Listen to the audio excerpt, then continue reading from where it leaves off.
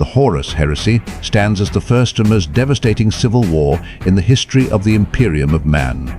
It was a conflict that tore the galaxy asunder, pitting brother against brother, Primarch against Emperor, and Legion against Legion. Fully half of the Emperor's demigod sons, the Primarchs, along with their Space Marine legions, mortal auxilia, and even the once loyal priests of the Mechanicum, turned against the Master of Mankind. It was a time of fratricide, of betrayal and fire, when the galaxy drowned in the blood of its own champions.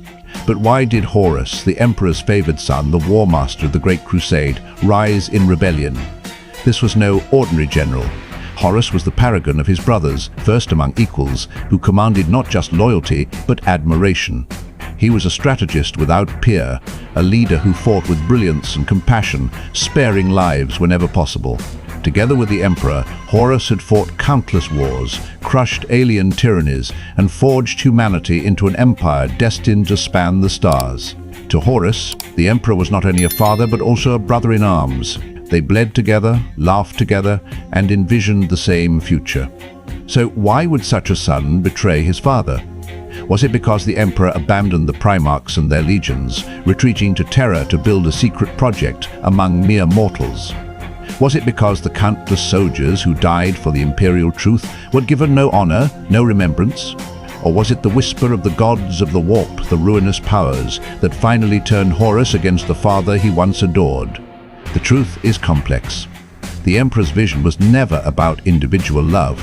He did not love the Primarchs, nor any single being. He loved humanity as a species, an abstract, eternal idea. The Emperor sacrificed personal bonds for the survival of the whole. To the Primarchs, he was a father, but to himself, he was never anyone's father. He was the Emperor of mankind, the sole guardian of an entire species. His purpose eclipsed human sentiment. That very detachment, that cold refusal to embrace his sons as sons, sowed the seeds of rebellion. The Primarchs, for all their superhuman power, were closer to mortals than to the Emperor. They felt pride, sorrow, joy, and rage. They bore the imprint of the cultures that raised them. Some were noble rulers, others tyrants, some philosophers, others butchers.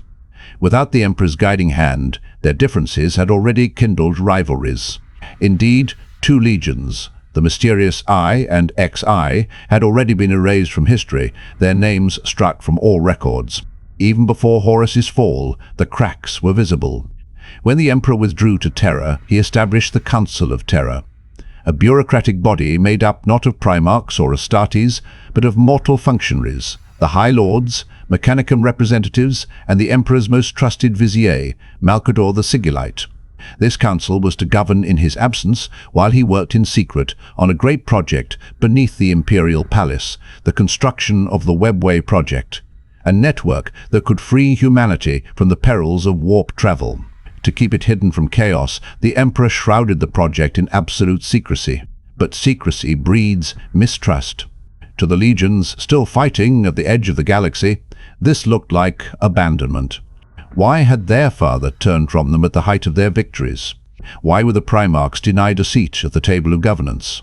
The War Master himself burned with frustration, but Horus still held to his loyalty, at least for a time. He dreamed only of ending the crusade swiftly, of conquering the galaxy in his father's name, and then confronting the Emperor to seek understanding.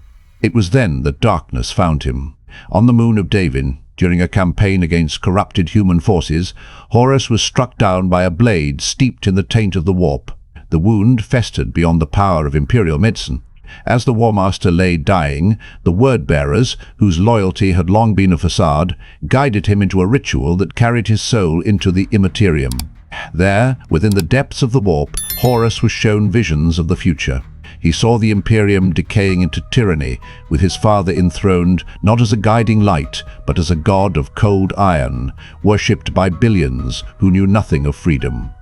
He saw his brothers in chains, the legions broken, and humanity crushed beneath the weight of stagnation. The ruinous powers promised him another path, a galaxy where he would reign as master, free from the Emperor's lies. Horus awoke from the ritual reborn, not healed, but transformed. He no longer saw himself as the Emperor's son, but as the chosen champion of chaos. His love curdled into hatred, his loyalty into ambition. The greatest of the Primarchs had fallen, and the galaxy would never be the same. The corruption of Horus was not an isolated accident. Long before the Davin campaign, seeds had been sown. Among the Primarchs, the word-bearers Lorgar had already strayed far from the Emperor's truth. While the imperial truth demanded that humanity reject gods and superstition, Lorgar's heart yearned for faith. He and his legion worshipped the Emperor as a divine being, raising temples in his honor.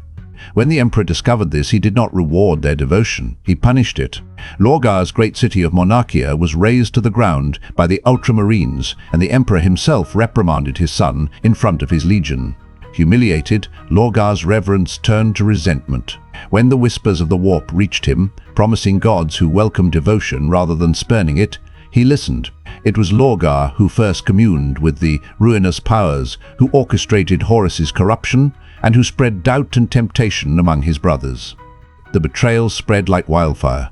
Some Primarchs were drawn by pride, others by anger, still others by ambition. Angron, chained by his own fury, embraced the promise of endless war.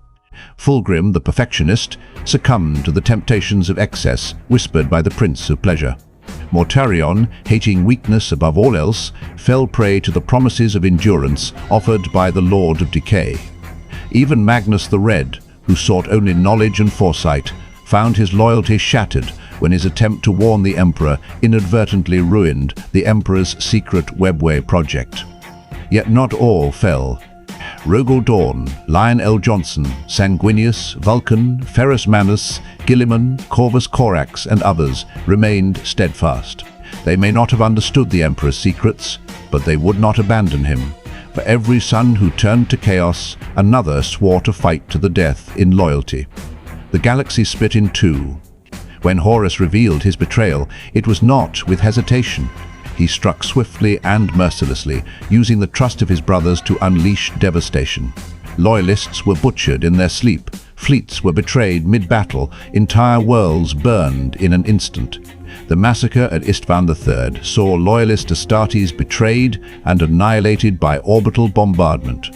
At Istvan V, the drop site massacre unfolded, a calculated ambush where Horus and his allies slaughtered the legions of Ferrus Manus, Vulcan, and Corvus Corax. The Iron Hands Primarch, Ferrus, fell to the blade of Fulgrim, his closest brother, cementing the war as a fratricide of gods. The galaxy plunged into chaos.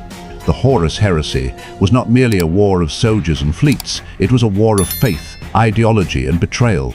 Entire worlds had to choose, bow to Horus, or stand with the Emperor and risk annihilation. The Mechanicum itself split in two, with Mars falling into civil war as tech priests aligned either with Horus or Terra. Through it all, Horus grew darker, colder, more ruthless. No longer the compassionate general, he became the vessel of chaos undivided, his every decision sharpening toward one inevitable goal, the death of his father and the conquest of Terra. The march to Terra was long and bloody. Horus and his traitor legions carved a path of fire across the galaxy, while the Loyalists struggled to regroup. Gilliman tried to establish order in the Eastern Imperium, Sanguinius rallied the Blood Angels to the Emperor's side, and Dawn fortified Terra itself, transforming the Imperial Palace into the greatest fortress in human history. But chaos was relentless. The warp itself seethed with unnatural storms, cutting off Loyalist reinforcements and isolating sectors of the Imperium.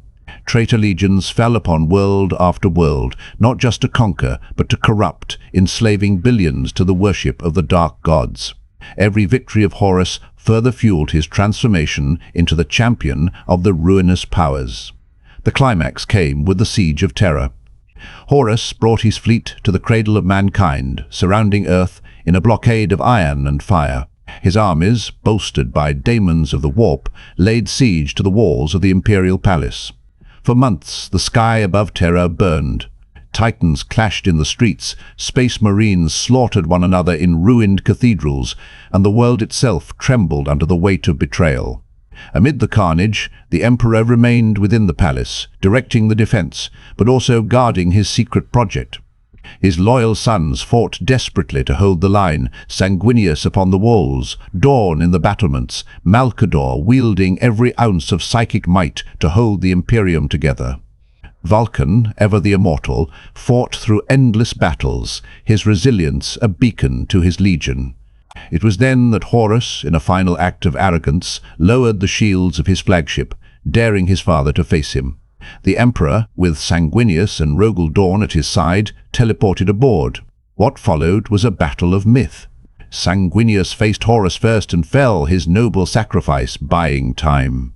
Then came the final duel, the Emperor against Horus, father against son, god against champion.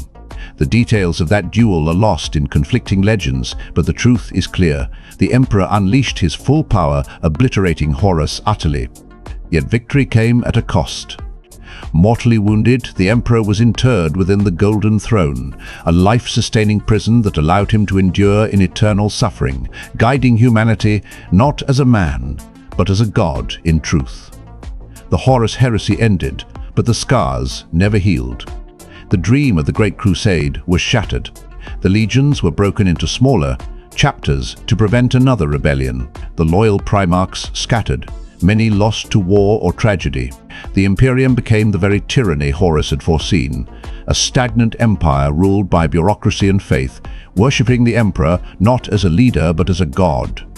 And so the galaxy was forever changed. The Horus heresy was not merely a civil war, it was the death of an age of hope, the moment when brotherhood gave way to betrayal, and when the Imperium of Man was forever bound in chains of its own making.